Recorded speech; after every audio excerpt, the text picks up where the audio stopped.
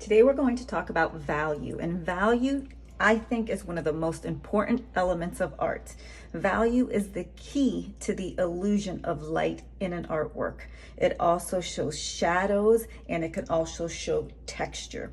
And what I've done here is I created a value scale, and I'm going to show you how to do value with pencil, with color, with something called hatching, cross hatching, stippling, a continuous line, and a zigzag line. So I'm going to start with the most simple, and that is pencil. And what we're going to do is we are going to show the lightness and darkness of our pencil, because that is exactly what value is. Value is the lightness or darkness of a color. So I'm going to begin with the lightest possible shade I can get with my pencil, working my way up all the way to the darkest, and in between there's going to be lights and mediums. So in my first box, I'm going to take my pencil, and on its side I am going to barely touch the paper, giving it the lightest possible gray that I can get. In the next box, I'm just going to get a little bit darker. So what I'm going to do is I'm going to do the same thing I did in my first box, but then I'm going to double it up, because I don't want to go from light to dark. I want to go from light to just a little bit darker, and I'm going to keep working my way all the way across the scale until it gets darker and darker and darker.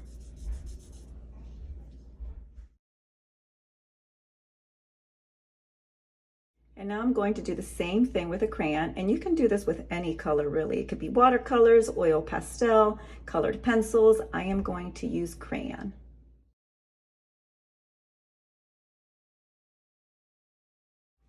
So now that I've showed you a way to show value with pencil and color, I want to show you a few different ways. This is called hatching, and hatching is basically just doing lines. And again, in this first box, I'm going to keep these lines really far apart so that there's a lot of the white paper still showing through to make it very, very light. And as I work my way across my value scale, these lines are going to get closer and closer and closer together.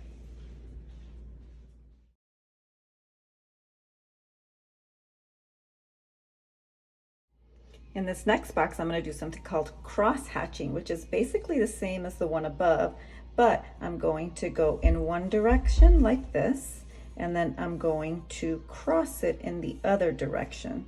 And the reason I keep them really far apart in the first box, and as I work my way across the scale and get them closer together, is to give you the illusion of lightness to darkness.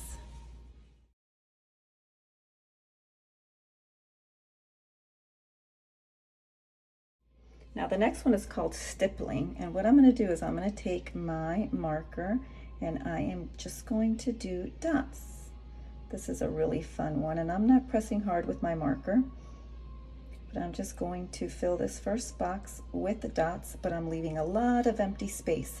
And as I work my way, just like I did with the other boxes, I'm going to fill up more dots and more dots until the end box has millions of little dots, making it seem a lot darker than it does here. So again, giving you the illusion of lightness to darkness.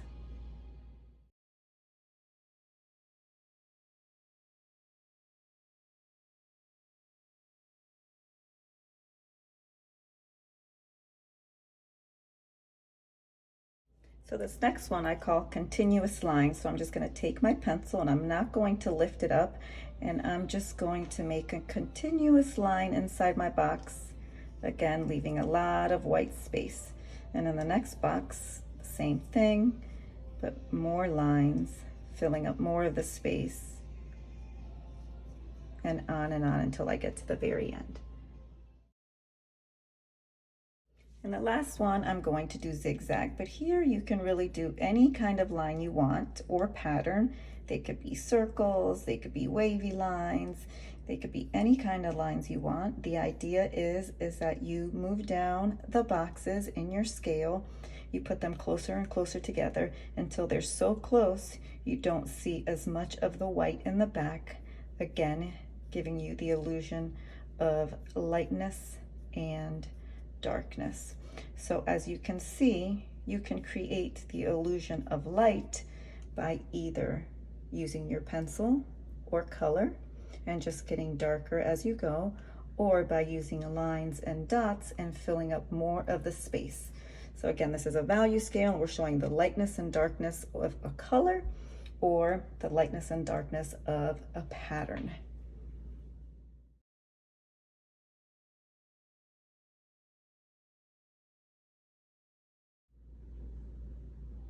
So now that we know how to create value, now let's create value in a work of art. So we're going to do what's called abstract art. And abstract art is unlike any other art.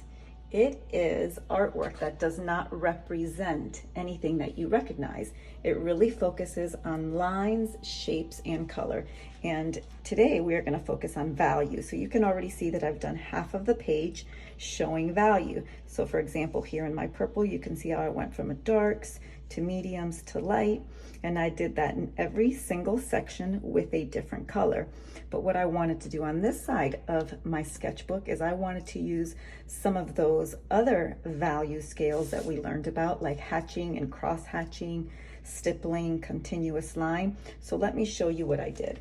So I'll just finish this little section off right here. I'm going to use this color crayon, and I'm going to work my way from a really light to a really dark. So again, I start with barely touching my paper to give it the lightest color possible, and then I start working my way just a little bit darker. Again, you don't want to go from light to dark too quick. I'm just going to work my way and just get darker and darker and darker until the very end is the darkest I can get with this color. And you may need to go back and forth until you get the exact value that you want. So these two right here look very similar. So I'm just going to darken this one up just a little bit more and work my way. Okay, and what I'm going to do with the rest of these areas is I'm going to use my pencil, and I'm going to use my marker and leave this side in color and this side with the pencil and the marker. So we are going to do this together, and I'm going to show you exactly how we're going to create these lines, but let me go ahead and finish this off.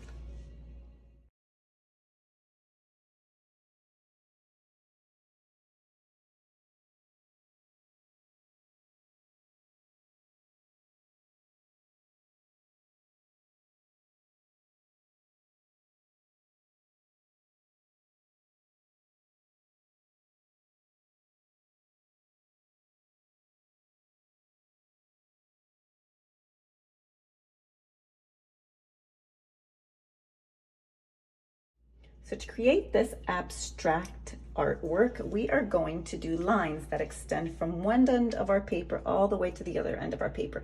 So if you have a sketchbook, I want you to open up the 2 blank pages.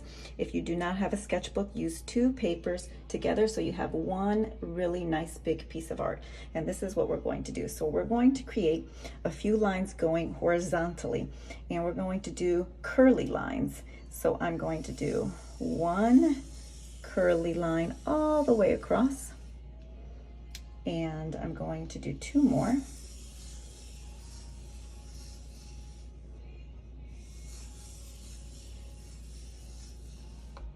So I have 3 going across, and now I'm going to do some going vertical. Okay, so I'm going up and down, and these I'm going to make wavy instead of curly, and we want them to overlap and go through each other.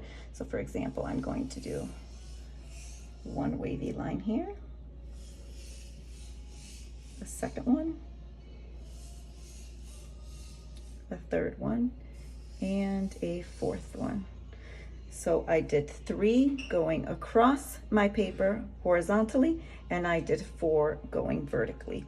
And then you're going to color each little section in a different color or a different line, like the cross hatching, hatching, stippling, continuous line.